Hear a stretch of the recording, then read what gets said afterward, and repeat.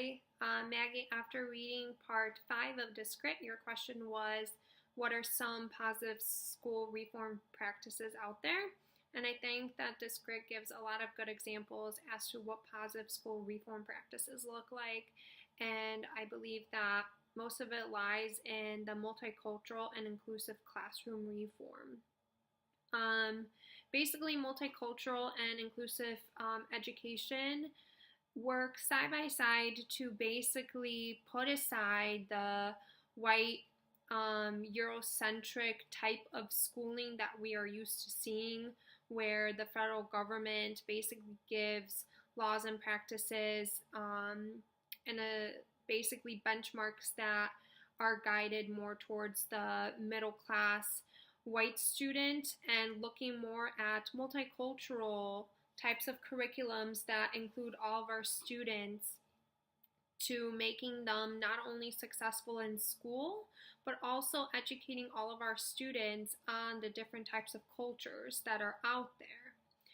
This script gave many different examples of multicultural and inclusive curriculums, and those include 4 parts. 1 being the individualized approach, 2, pluralism as a social practice, 3, diversity as a curriculum practice, and 4, social justice as a curriculum project.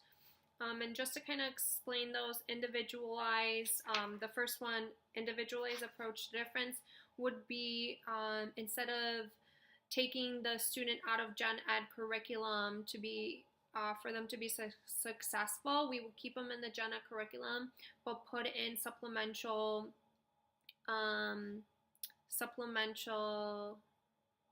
practices or different accommodations to make sure that they are being successful within the gen ed curriculum.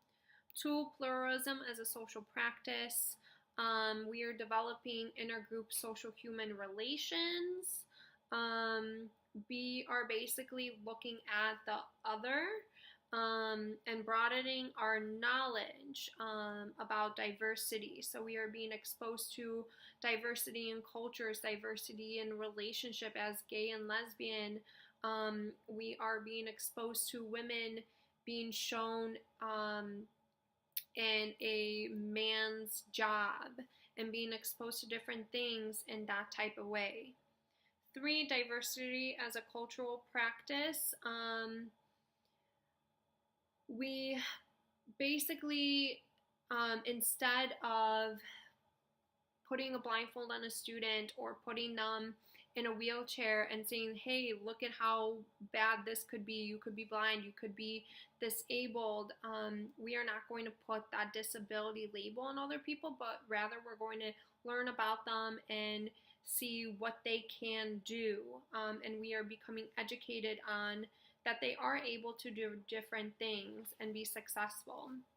And for social justice as a curriculum project, we are basically going to be encouraging students to look at different social norms that are out there and basically asking the question of what's wrong, who is not included, who is this not just to, and then coming up with a solution.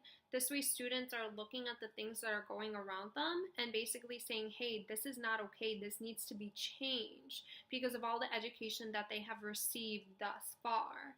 And I think that's very powerful, just because 1, students are receiving the education about different cultures, and 2, they are seeking out a problem for different either cultures or diversity of people and trying to come up with a solution to include everybody around them, which I think sends a very powerful message.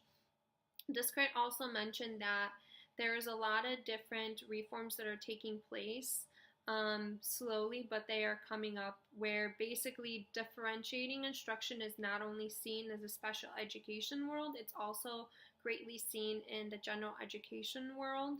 And also a lot of different school districts are using UDL, which is the Universal Design for Learning, where they are planning all their lessons and their curriculums to look at how they can support each student the best way that they can be successful throughout the either lesson or the monthly unit. Thanks.